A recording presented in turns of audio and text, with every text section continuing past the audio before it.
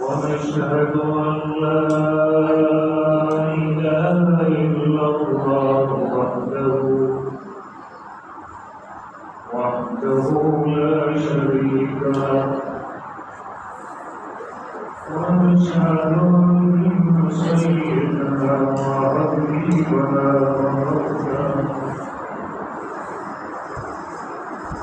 مولانا محمدا عبده ورسوله أعوذ بالله من الشيطان الرجيم بسم الله الرحمن الرحيم فلما بلغ معه السعي قال يا بني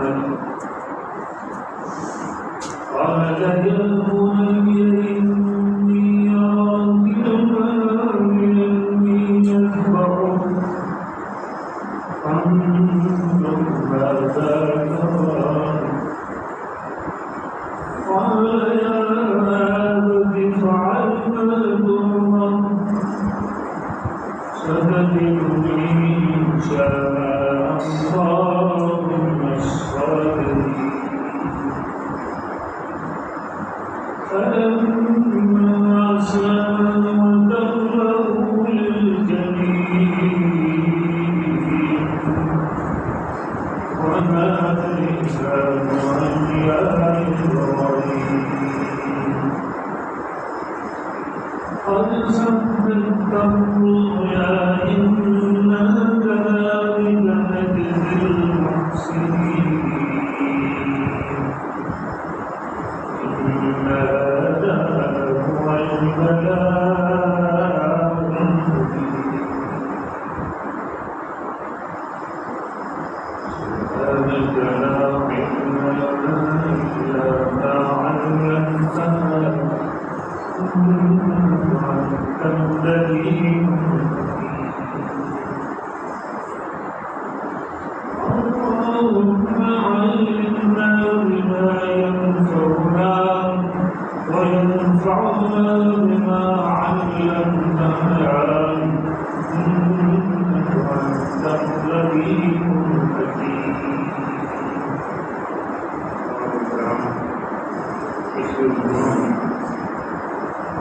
کچھ قصہ بیان کیا تھا حضرت ابراہیم علیہ السلام اور اسماعیل علیہ السلام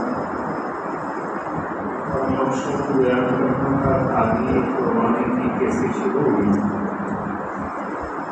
اس سلسلے میں ہم پہنچے تھے کہ ابراہیم علیہ السلام نے خواب تین قسم کا ہوتا ہے لیکن نبی کا ایک ہی قسم کا ہوتا ہے. نبی کا خواب وہی ہوتی ہے جو اس میں حکم ہو گویا اللہ کا حکم ہے. اور دوسرے لوگوں کی جو خواب ہے وہ تین طرح ایک کوئی شیطان کی طرف سے ہوتی ہے. ایک جو آدمی زیادہ خیال کر کے اس کو حدیث النفس کہتے ہیں وہ خواب میں بھی آ جاتی ہے. اور ایک سچی خواب ہوتی ہے.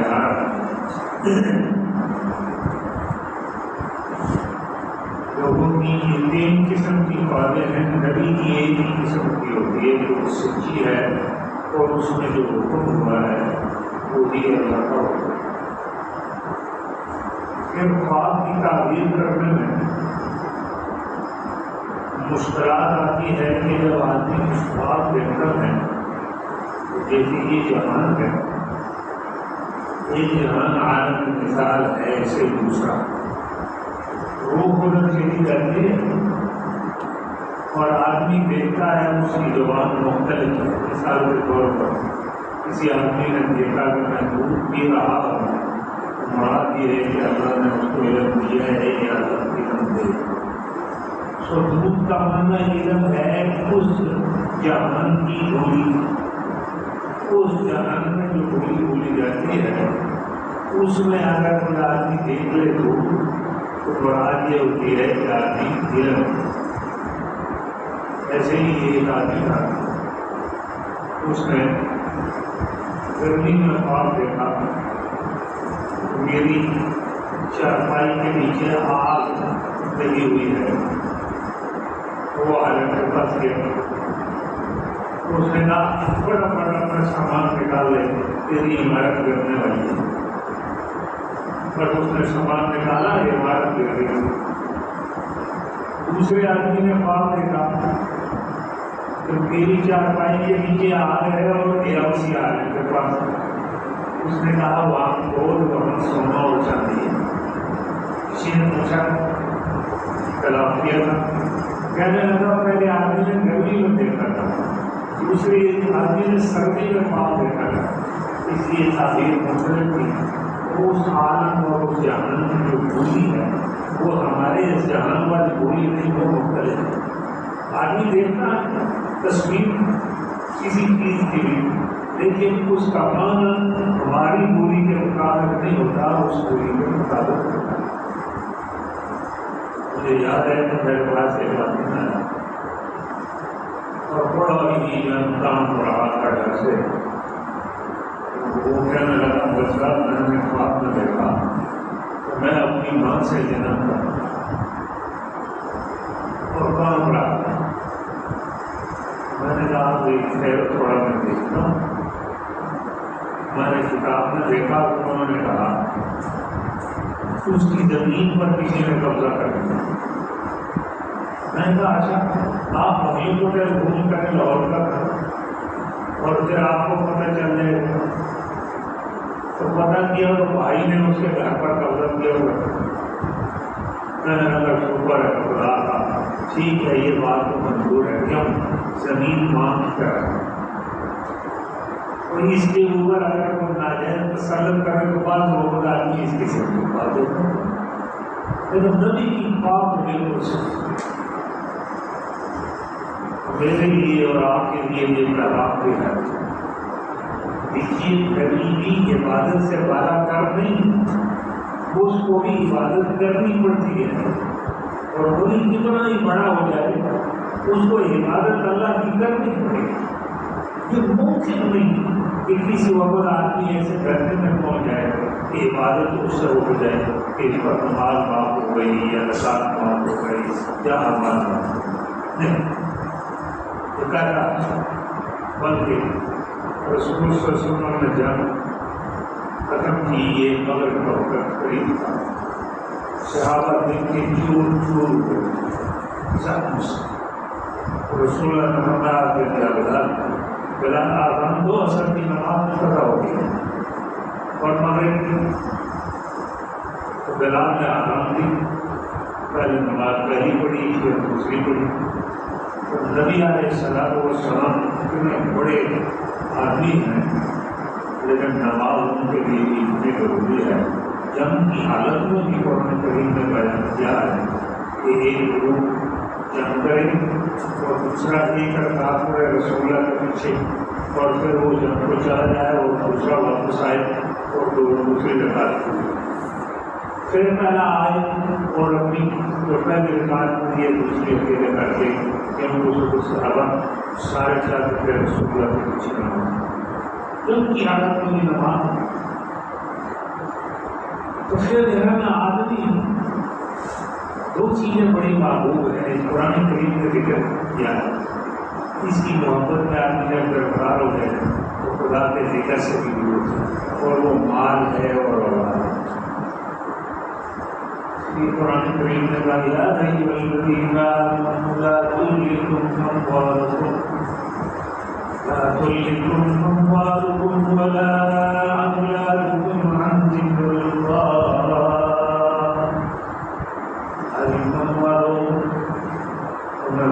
مدد کرے تمہاری ایمان اور تمہاری اولاد اللہ کے ذکر سے.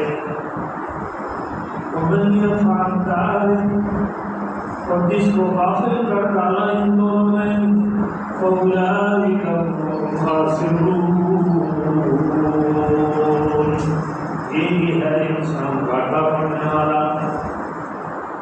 اگر اولاد کے ساتھ رکھ کے اولاد بھی حرام حلال ادا کر کے اور آدمی اللہ کے حرام کو حرام نہ سمجھا اور اس طریقے سے کیا تو یہ آدمی نقصان ہے. ہر آدمی کو مولوی ہو پیر ہو سارے لوگوں کو مال سے اور اولاد سے اور اللہ تعالیٰ دکھلانا چاہتے ہیں رسول اللہ کی امت کو. اور میرے قریب میرے دوست کا حال سنیں. جب ہم نے یہ کہا کہ اپنے بیٹے کو ذبح کرنا ہے اور خود تو نے ذبح کرنا ہے ہمارے حکم پر تو اس کی کیوں جواب نہیں اور جو تیار ہو گئے. اس سے معلوم ہوا ابراہیم علیہ السلام کو بیٹے سے بہت زیادہ محبت تھی اللہ کے حکم کو پورا کرنا.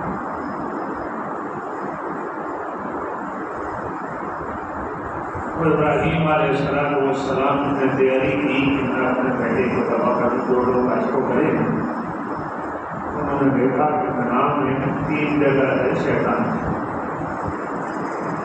وہاں لوگ کی دنیا مارتے ہیں. یہ رسول اللہ صلی اللہ علیہ وسلم کا طریقہ ہے. یہاں ابراہیم علیہ السلام نے کتنی ماری تھی شیطان کو لائے ہوا. اسماعیل علیہ السلام کو کہنے لگا پتا ہے ہمارے ابا تمہیں ذبح کرنے کے لیے جیل لے جا رہے ہیں. باپ کے خلاف اکسن اور وہ جگہ رسول اللہ صلی اللہ علیہ وسلم نے وہ اپنی ماری. جتنے حاجی ہوتے ہیں وہاں ٹیکری کا مارنا وہ واجب ہے. ٹیکریاں ماری جاتی ہیں اور یہی وہ جگہ تھی جہاں اسماعیل علیہ السلام کو ابراہیم علیہ السلام دے رہے تھے ذبح کرنے کے لیے. اب آپ دیکھیں میں ذرا غور کر کے اپنے گھر میں بیٹے کو لٹایا ہوا ہو چھری ہاتھ میں اور پھر آدمی ذبح کے لیے بالکل تیار ہو کر میں اپنے بیٹے کو تیار کروں گا کہ اللہ کی رحمت نہ ہوگی. چلو تمہیں ہمیں نام دے کے ایک جانور ذبح کر دو جو امیر لوگ ہیں تو کیا خیال ہے اگر اپنے حکم ہوگا کہ تم بھی اپنے بیٹے کو ذبح کرو. یارو رسول اللہ کی امت میں ہونا بہت بڑا مقام ہے. کیسے مقام ہے؟ آپ کے لیے توبہ کی 2 قسمیں. ایک توبہ وہ ہوتی ہے جو اللہ کے حقوق کو ضائع کیا آدمی تو آدمی پہلے اس کے نظام کا اظہار کرے کہ یا اللہ میں اپنے اس فعل سے نادم ہوں اور توبہ کرتا ہوں. اللہ فرماتے ہیں ٹھیک ہے میں نے آپ کی توبہ کو قبول کیا. دوسری قسم ہے کہ کسی کا مال دبایا ہو جائیداد دبائی ہو وہ مال اس کو واپس کرے جائیداد اس کو واپس کرے اور پھر یہ کہے کہ اللہ میں نے یہ غلط کام کیا تھا میں توبہ کرتا ہوں اس سے میری توبہ کو قبول کرنا تو ہمارے لیے یہ توبہ کافی ہو جائے. لیکن یہ زمانہ ایک لوگوں نے گناہ کیا اور دوسروں نے نہیں کیا. قرآن کریم اس طرح بیان کرتا ہے وَإِذْ قَالَ مُوسَىٰ لِقَوْمِهِ يَا قَوْمِ إِنَّكُمْ ظَلَمْتُمْ بِأَنفُسِكُمْ بِاتِّخَاذِكُمُ الْعِجْلَ فَتُوبُوا إِلَىٰ بَارِئِكُمْ فَاقْتُلُوا أَنفُسَكُمْ ذَٰلِكُمْ خَيْرٌ لَكُمْ إِن كُنتُمْ تَعْلَمُونَ. یاد کرو اس قصے کو موسیٰ علیہ السلام کی قوم چاہتی تھی کہ ہم اللہ سے توبہ کریں لیکن اے رسول اللہ کے امتی اور تمہاری جیسی توبہ ان کی قبول نہیں. اگر وہ اس کا مال بھی واپس کر دیں، زبان سے یہ کہتے ہیں کہ نہیں تمہاری توبہ قبول نہیں، جان کر ہماری توبہ کیسے قبول ہوگی؟ جن لوگوں نے گناہ کیا ہے اور جن لوگوں نے نہیں کیا، جنہوں نے گناہ نہیں کیا وہ اپنے آپ کو پیش کریں ان لوگوں پر جنہوں نے گناہ نہیں کیا اور وہ ان کو قتل کر دیں۔ فَاقْتُلُوا أَنفُسَكُمْ، تم آپس میں ایک دوسرے کو قتل کرو، پھر تمہاری توبہ قبول ہوگی۔ مشکل تھا اللہ نے میرے لیے کیا ہو ٹھیک ہے، اگر یہ بھی قیمت دینی پڑتی ہے تو ہم توبہ کے لیے جان دینے کے لیے تیار ہیں۔ یہ توبہ کی بنی اسرائیل کی، ہماری توبہ کی بڑی آسان ہے۔ حدیث میں آتا ہے رسول اللہ صلی اللہ علیہ وسلم فرماتے ہیں کہ آدمی نے آخر سنس میں ہو تو تب بھی اس کو یہ توبہ کی گنجائش ہوتی ہے۔ یہ قیمتوں کے لیے نہیں تھی 6 مہینے پہلے، سال پہلے توبہ کرو تب تو ٹھیک ہے، اور پھر خاص کر بنی اسرائیل کو یہ کہا تمہاری توبہ ہم قبول کریں گے، تم جنہوں نے گناہ نہیں کیا وہ دوسروں کو قتل کریں، اور جنہوں نے گناہ کیا ہے وہ اپنے آپ کو پیش کریں قتل کے لیے۔ اور انہوں نے ایک رات یا دن کے اندر 70,000 آدمیوں کو قتل کیا گیا۔ کتنی تو ہماری توبہ کتنی، یہ ہر آدمی کو لازم ہے تو توبہ کو لازم ہے، کوئی آدمی اندر سے نہیں جس سے گناہ نہیں ہے۔ لیکن یاد رکھنا گناہ کے 2 ہی ہے، توبہ کے 2 ہی طریقے۔ ایک تو یہ ہے کہ گناہ کیا وہ اللہ کے حکم سے تھا، پھر اللہ سے کہے کہ آپ میں لازم ہے، میں تیرا بندہ ہوں، تو میرا مالک ہے، میرے حق میں نے قصور کیا ہے، میری توبہ کو قبول فرما، میں لازم ہوں۔ دوسرا یہ کہ کسی کی جائیداد دبائی ہے، مال دبایا ہے، اس کو مال واپس کرے، اس کے بعد وہ توبہ کرے گا تو اس کی توبہ قبول ہوگی، ورنہ یہ توبہ کے لیے شرط ہے، ایسے شرط ہے جیسے کوئی آدمی نماز کے اندر تکبیر کے سوا داخل نہیں ہو سکتا، یا نماز بغیر وضو کے آدمی نہیں پڑھ سکتا۔ اسی طریقے سے شرط ہے توبہ کے لیے کہ جس کا مال جائیداد دبائی ہے اس کو واپس کرے، اور پھر چلو ہم کرتے ہیں اپنے پیغمبر ابراہیم علیہ السلام فرماتے ہیں میرے بیٹے کیا آخر منانے اپنی اسباؤ، میرے بیٹے میں نے خواب میں دیکھا اور میری بات ہوئی ہے، اللہ کا حکم ہے، آج میں آپ کو ذبح کر رہا ہوں۔ آپ یہ بتائیں اس بارے میں آپ کی کیا رائے ہے؟ مشورہ تو نہیں لینا تھا، اللہ کا حکم ہے جس کو نافذ کرنا ہی تھا، اپنے بیٹے کو ذبح کرنا ہی تھا۔ لیکن بیٹا بھی تو اسماعیل علیہ السلام،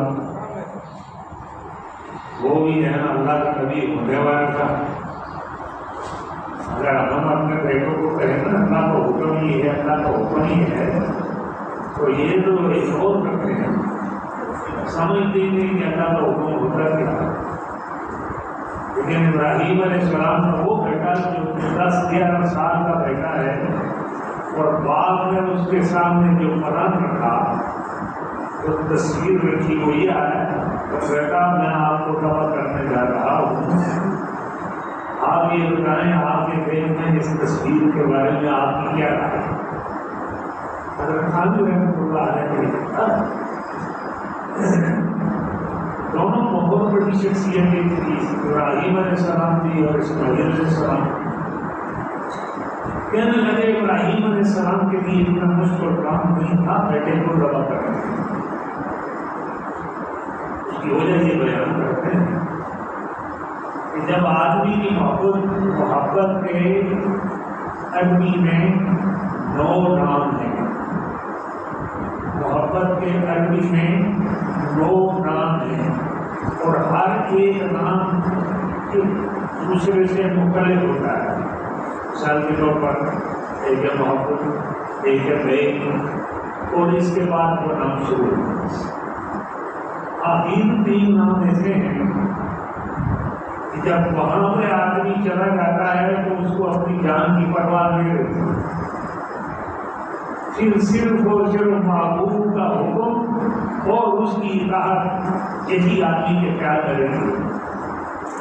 تو ابراہیم علیہ السلام کو ایک اسٹیج پہ تھے، ان کو اگر یہ کہا جاتا اپنے آپ کو ذبح کرو تو وہ کرنے جا چلے جاتے۔ محبت کی اتنی کوئی پوزیشن پر فائز تھے، ان کے لیے اپنی جان قربان کرنا، بیٹا قربان کرنا، مال قربان کرنا، ساری دنیا کو قربان کرنا، اسی لیے تو دنیا کے سامنے کھڑے ہوئے۔ اس وقت دنیا تو نہیں تھی جب عراق میں نمرود بادشاہ تھا اور ابراہیم علیہ السلام نے وہاں توحید کی آواز لگائی۔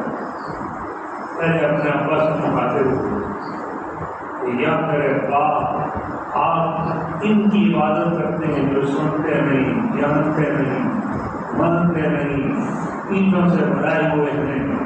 اور ابراہیم علیہ السلام کو ابا نے کہا چپ کرو نکلنے سے، ورنہ ہم آپ کو سنسار کر دیں گے۔ پہلے کے پاس کھڑے ہو گئے ابراہیم علیہ السلام۔ لیکن یہ کوئی مشکل کام، ہمارے بزرگوں نے ایسے مشکل کام کیے۔ پہلے تاریخ چلی تھی، حضرت مولانا حسین مدنی رحمۃ اللہ علیہ ہندوستان کے بہت بڑے عالم تھے، اس وقت انگریز کی حکومت تھی، اور فتویٰ دیا تھا انگریز کی حکومت کے اندر فوج میں داخل ہونا حرام ہے، اور کو پولیس نے پکڑ لیا۔ عدالت میں جب گئے تو جج نے کہا مول صاحب پتا ہے نا اس کی سزا کیا ہے؟ تو حضرت مدنی میکروفون نکالا، میرے یہ میکروفون ساتھ لے کے آیا ہوں، اس سے پڑھ کر ہو کیا کچھ ہو سکتا ہے؟ یہ تو حضرت مدنی کے رحمۃ اللہ علیہ۔ مجھے اپنے بزرگوں کا قصہ یاد آیا، حضرت مولانا شریف رحمۃ اللہ علیہ ایک دفعہ بازار میں آ رہے تھے تو ایک خان کے ساتھ ان کا مقدمہ تھا، تو وہ سامنے سے آیا اور اس کے ادھر جو ہے نا وہ تماشا کھڑا ہوا تھا بازو میں، اور سرجی کا تھوڑے مسکرائے۔ مولانا رحیم صاحب نے کہا جی خاص بات ہے آج مسکرائے۔ کہنے لگے یہ دیکھ مجھے ڈرانے کے لیے میرے سامنے آیا ہے، یہ تماشا کہتا ہے، ہم گولی سے نہیں ڈرتے، ہم خدا سے ڈرتے۔ ایسے عاشق خدا انبیاء کے سوا اتنے گزرے ہیں کہ یہ کو جان کی قربان کرنا کوئی اتنا مشکل کام نہیں۔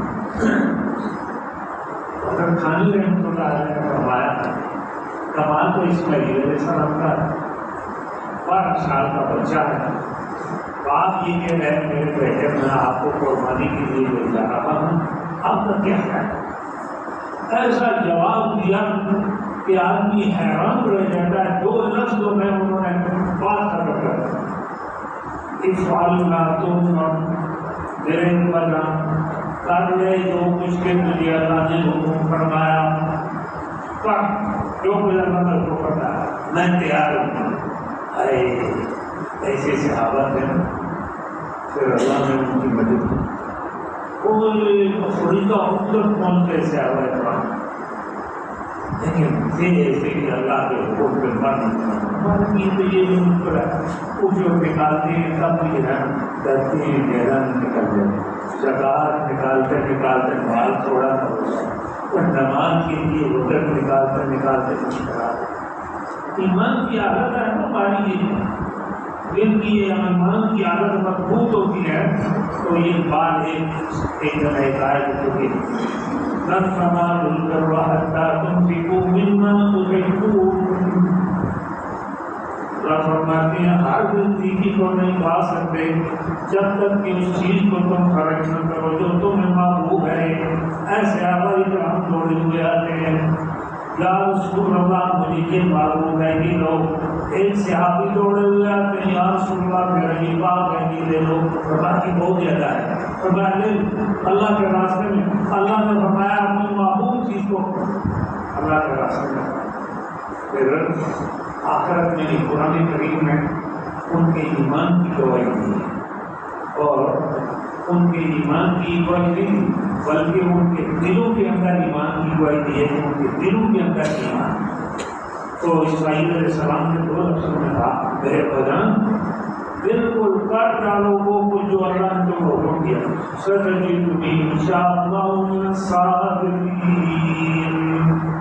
مجھے پاؤ گے اللہ نے اگر چاہا تو صبر کرنے والا. ایک انشاءاللہ من الصابرین، انشاءاللہ کہنا کی سنت ہے کسی بھی کام کو کرنے کے لیے. رسول اللہ صلی اللہ علیہ وسلم ایک دفعہ بھول گئے تو جبرائیل نہ ہے تو رسول اللہ پریشان ہوئے تو فرمایا آپ نے انشاءاللہ نہیں کہا تھا جب کہا تھا کہ کل آپ کو مسئلہ بتاؤں گا. اس لیے قرآن کریم نے فرمایا وَلَا تَقُولَنَّ بِشَيْءٍ مِّنْ مِّقَاتِ ذَلِكَ بَلَا إِلَّا أَن يَشَاءَ اللَّهُ. یہ بات مت کہو کہ کل میں یہ کام کر دوں گا، بغیر اس کے مثال کہہ دو کہ انشاءاللہ کروں گا. یہ اللہ کا حکم رسول تو ابراہیم علیہ السلام کے بیٹے نے جو جواب دیا عجیب جواب ہے. علماء آج تک حیران ہے کہ 12 سال کا بچہ اس قسم کا جواب نہیں دے سکتا سوائے اس کے کہ اللہ نے اس کو چن لیا ہو اور وہ چنا ہوا تھا رسول اللہ صلی اللہ علیہ وسلم. اسماعیل علیہ السلام کی اولاد میں آئے آپ خاتم النبیین خیر الخلق اور انبیاء میں امام الانبیاء علیہ السلام. اور اسماعیل علیہ السلام کے درجات بلند ہوئے کہ آخری نبی ان کی اولاد میں آیا اور آخری نبی کی امت میں اللہ نے ہمیں پیدا کروایا. میں یہ کہہ رہا تھا کہ توبہ بھی ہمارے لیے آسان ہے. بنی اسرائیل کے لیے توبہ کا قانون اللہ نے بنایا کہ جنہوں نے گناہ کیا ہے وہ قتل کے لیے پیش کریں اپنے آپ کو، جنہوں نے گناہ نہیں کیا ان کو قتل کریں، صرف توبہ قبول ہوگی. اور انہوں نے ایسا ہی کیا تو انہیں تو اللہ نے آسان طریقہ بتایا ہے. اللہ کرے کہ مجھے اللہ